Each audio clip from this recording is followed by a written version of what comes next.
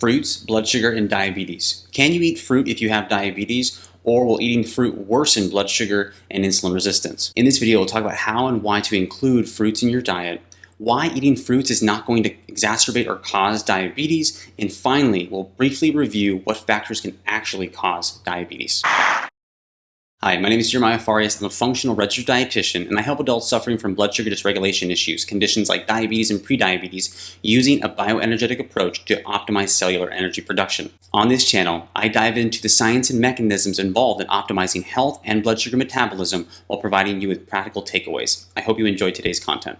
Fruits are often misunderstood in the blood sugar and diabetes world. Many will recommend to avoid fruits or stick to low glycemic or low sugar fruits like berries. I don't think there's anything wrong with incorporating low sugar, low glycemic fruits like berries in the diet. I think they're actually quite great, but I don't believe one needs to limit their choices to just those options. Overall, fruits are rich in vitamins and minerals, namely potassium. In a previous video, I covered the benefits of ensuring enough potassium, and I'll link to that above. Potassium supports blood sugar health by signaling the beta cells of the pancreas to release insulin. This is likely why you see an increased risk of diabetes in those with potassium levels below 4 milliequivalents per liter. In addition to being rich in vitamins and minerals, fruits are also a combination of fructose and glucose. The unique thing about fructose is it doesn't require insulin to be stored in the cells. Instead, fructose can head directly to the liver. It can be used or oxidized for energy by the cells of the liver. It can be stored as glycogen for later use. It can actually then be sent out to other tissues to be utilized.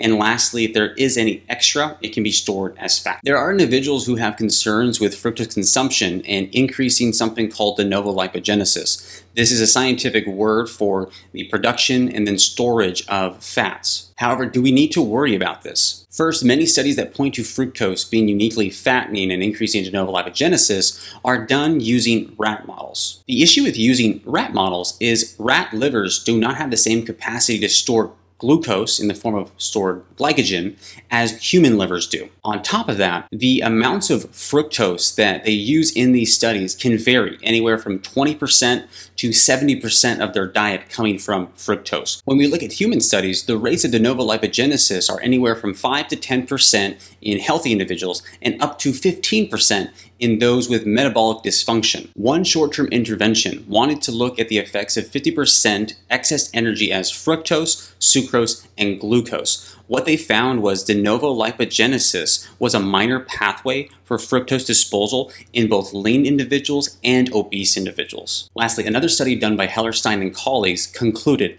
that de novo net lipogenesis after fructose or sugar consumption is very small. So I don't believe we need to worry about our fruit intake leading to excessive fat gain, especially when we're pairing some fruit with high quality protein, fat, and even non-starchy vegetables. But what do interventional and observational studies say about fruit intake and diabetes or blood sugar control and health? One observational study out of Australia found that a higher total fruit intake was associated with improved glucose tolerance and insulin sensitivity. One meta-analysis of 19 randomized controlled trials found that increasing one's fruit intake reduced fasting blood glucose concentrations. The benefits that are observed with increasing one's fruit intake are likely due to the numerous beneficial properties that fruits possess, namely polyphenols and their fiber content. Polyphenols not only possess antioxidant properties, they also have antibacterial, antiviral, anti-inflammatory, and anti-carcinogenic properties. This is likely why they have a positive effect in the gastrointestinal tract. Polyphenols can actually reduce a process called putrefaction. Putrefaction is the fermentation of proteins that occurs in the colon. This fermentation of proteins leads to a variety of metabolic byproducts. This includes ammonia, sulfides, and indoles, and some more. The issue with the production of these compounds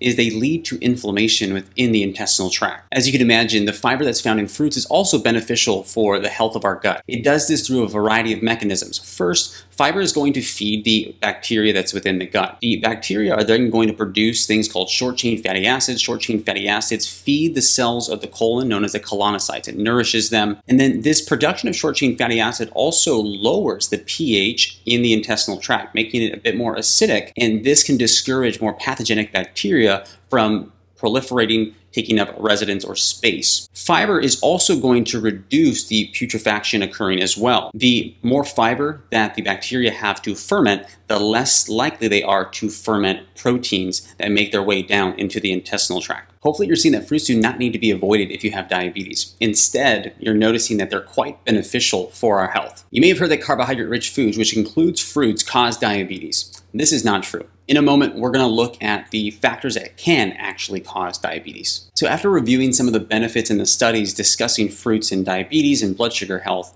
I'm wondering, what questions do you have still about this topic? Let me know down in the comments. If you're getting value from this video, please be sure to hit that like button. I really appreciate it. And as I mentioned, fruits are a great source of carbohydrates to include in one's diet. However, I'm a fan of pairing fruits with high quality protein, some fats, and non-starchy vegetables, as this is going to allow someone to have more stable blood sugar and avoid spikes in blood sugar. I created a free guide that lists the best sources, I argue, for proteins, fats, carbohydrates, and even some non-starchy vegetables. If you're interested in getting that free guide, the link will be down in the description below. Let's jump into what can cause diabetes. I've mentioned this in many previous videos, but diabetes is a result of the cells of our body not being able to use the glucose, meaning glucose can enter into the cell, but for a variety of reasons, it's not able to convert the glucose into cellular energy called ATP. What can cause this dysfunction to occur? There can be many causes, but we'll look at a few. They include polyunsaturated fats, micronutrient deficiencies, toxins like BPA, and stress. Let's start with polyunsaturated fats. Polyunsaturated fats, because of their structure, are prone to oxidation, and they can form something called lipid peroxides. The byproducts of lipid peroxides have long been associated with worsened metabolic outcomes in those with type 2 diabetes. These byproducts include compounds called malondialdehyde, MDA for short, or 4-hydroxy-2-nonenal, 4-HNE for short. Additionally, because the polyunsaturated fats can then make up the cellular membranes and they are prone to oxidation, this oxidative stress can then negatively impact how the cell works. And so if you impact the structure of the cell, you impact its function, and this can then further impair glucose oxidation within the cell. And this is why you'd want to prioritize monounsaturated and saturated fats over polyunsaturated fats in your diet. They're much more stable fats that are less prone to oxidation. Next, a micronutrient deficiency can also lead to diabetes. This is because certain nutrients are required to use glucose in the cell, namely thiamine. Without thiamine, you cannot oxidize glucose in the cell and produce ATP. Toxins like BPA, bisphenol, which is found in plastics, can also impair the cell's ability to use glucose. So if you're someone who does consume a lot of beverages or foods out of plastic containers, it can be helpful and wise to slowly switch to stainless steel when it's appropriate, or glass containers. Lastly, let's talk about stress. Stress can cause diabetes, and it does this by increasing the hormone cortisol. Cortisol can be increased by mental emotional stress, but it also can be increased by physiological stress. Physiological stress can occur in those who are doing intermittent fasting, extended fasting, restricting carbohydrates, restricting fats in the diet. It can be due to severely restricting calories for especially an extended period of time. And lastly, if someone is taking glucocorticoids for pain, for inflammation, that's also going to increase baseline cortisol levels. This increase in baseline cortisol is problematic because cortisol can actually inhibit glucose oxidation in both muscle cells or muscle tissues and fat tissue. Cortisol will also drive mitochondrial dysfunction, which means less energy production or ATP production. Because diabetes is an issue of using glucose in the cell, you can see that just removing carbohydrates from the diet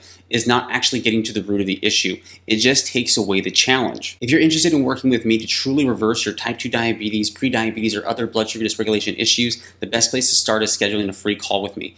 In it, we'll discuss how I can help you reach your absolute best health. The link for that call will be in the description below. As I mentioned earlier, one of the factors that can impact your cell's ability to use glucose is a micronutrient deficiency, namely thiamine. In a previous video, I reviewed the importance of thiamine, but also 3 other micronutrients. You can check out that video next. If you enjoyed today's video, please be sure to hit that like button, subscribe, and turn on notifications so you don't miss any future videos. Take care. See you next week.